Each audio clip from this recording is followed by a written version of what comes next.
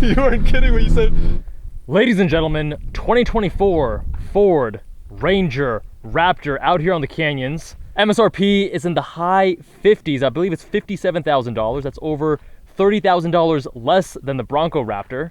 We are powered by a 3-liter turbocharged V6, pushing out 405 horsepower, 430 pound-feet of torque, made it to a 10-speed automatic transmission. Now you'll notice this doesn't look like a regular Ranger. We have these fender flares, a more aggressive grille, these 33-inch BFG KO3 all-terrain tires, more ground clearance, Fox dampers with much longer suspension travel. And believe it or not, this was actually developed down under in Australia. But we're testing it out today here in America. We're joined by the one and only Fenton's son, the Zygrene YouTube channel, aka the Zypoppy. Raised in Texas, California.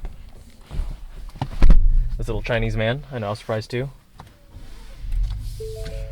But since you are a Texan, you should tell us as we drive what you think of this Ranger Raptor. Oh my God, it is hot in here.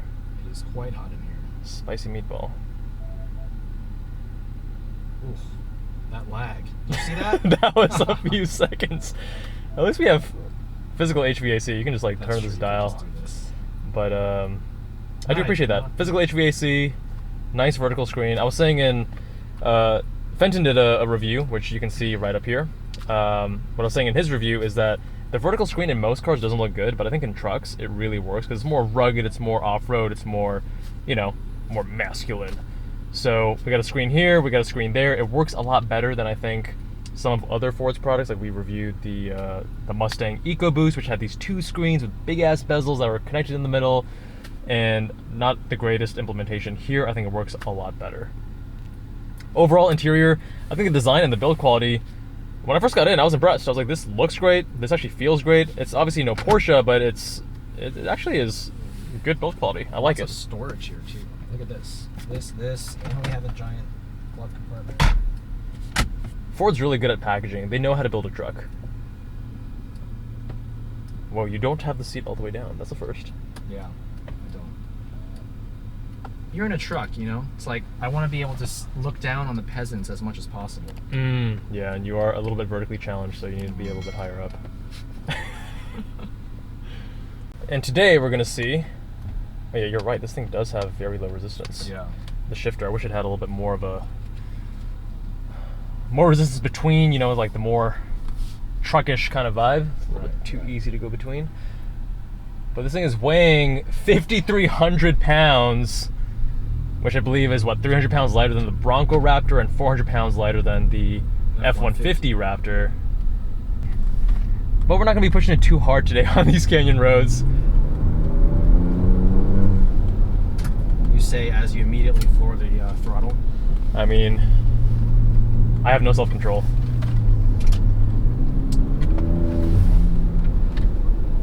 Oh, so these seats, I feel like I like the side bolstering, but I feel the bottom kind of sliding, so I'm going to move my seat up a little bit. Get a little situated, a little better. But yeah, they were smart to give, I mean, these Raptor-specific seats, they're pretty comfy, and they were smart to do so because you have the side bolstering to hold you in place in this, you know, sport truck that's you're going to be doing your Baja and whatever with, off-roading, but you still maintain the usability by not having massive bolsters on the bottom. So you can go in and out, ingress, egress, not a huge issue. You gotta open up that exhaust valve. There's a button right there. Yeah, why don't you tell me about the modes? How does this work? Actually. Alright, so drive modes. First of all, let's throw it in manual. Button on the side of the shifter. Thank you. And then there's a R button that you can kind of customize to whatever you'd like, but you can also just adjust these 3 settings individually. So I want to go in the sportiest, so we're going to go into sport steering.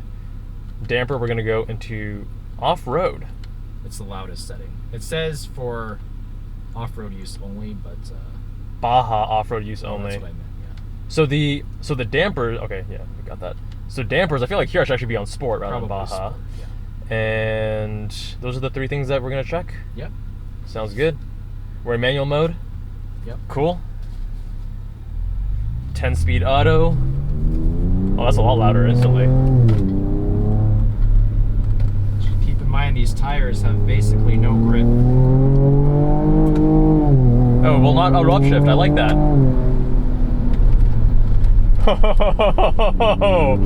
You can definitely tell this is a body-on-frame vehicle, but it's comfy, man. It's like soft. The tires with the dampers absorb everything. We were talking about how we both drove a Lexus GX recently, which is also body-on-frame, and even the expansion joints there would kind of unsettle you, but this just kind of floats. It just soaks up everything. I love that. You still get the jiggliness, like over a lot of jiggliness. Yeah.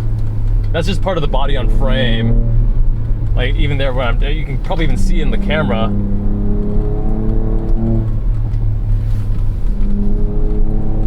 I guess you just can't out-engineer that though with body on frame, huh? Right.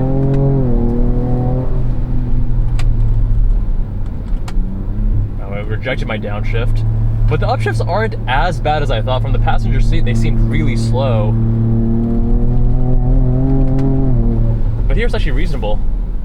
I'm also not really expecting lightning quick downshifts from a truck like this. It's good enough for a truck, in my opinion. I agree with that.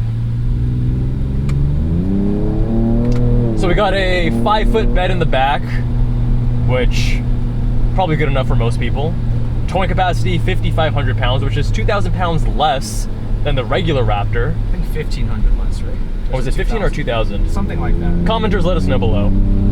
But we were talking about the reason that people like me and Fenton would tow something is really just go to the racetrack, take our car. So let's say you have a 2,000 pound trailer that then gives you about a 3,000 pound vehicle, which is perfect because both he and I, we like our cars light and skinny.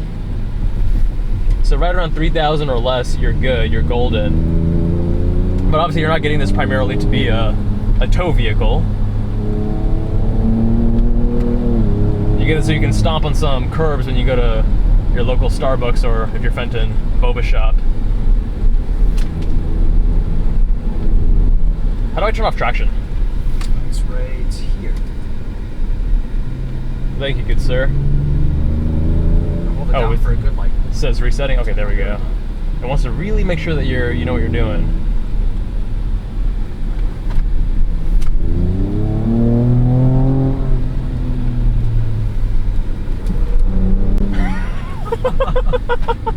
You weren't kidding when you said there's no traction. Nope. Yeah, got the tail. Definitely traction limited. I mean, if you think about it, this is a 400 plus horsepower, long wheelbase, rear wheel drive vehicle. If you just kept it at that, this thing should be a Hoonmobile, right? And it is. This is Marika done right, man. I can feel the hair growing on my chest right now as I drive this. The V6 doesn't sound bad either. Yeah, no, with the exhaust valve open, it sounds quite good. Yeah. And you're saying there's a quiet mode too, right? So how do you get into quiet mode? Just hit the exhaust button.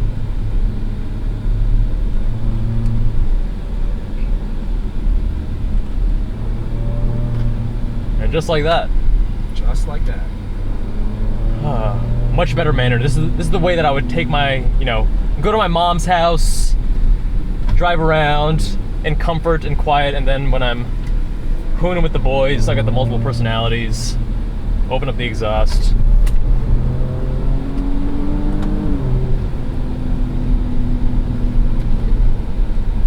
But I mean, overall, it's a comfortable truck. Fuel efficiency, not the best. What is it, 16 to 18 EPA rated? Realistically 16 to 17 miles per gallon. Our buddy Chris Amos from the TheTopher YouTube channel, he got one of these, which actually got me excited to drive this because I think the way that he and I relate to cars is, he's also a driving enthusiast, let's say that. And if it's good enough for him to own, then I figured it's definitely going to be good enough to drive. And it's fun, man. It's definitely a fun vehicle. I'm slightly terrified right now. Only slightly? I'm not pulling a Mark from Savage Geese in the 992.2 Dude, that video, was hilarious. But I may be like 50% of that right now. Good, let me see if I can get you 90% there.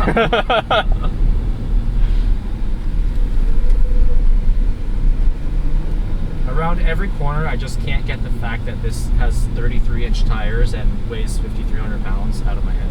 You can hear the tires squealing on even the low-speed corners. Yeah, yeah. I guess the fact that we drove a McLaren earlier today at much higher speeds, we gotta dial back the expectations. Dial back the corner entry speed. Just a tad.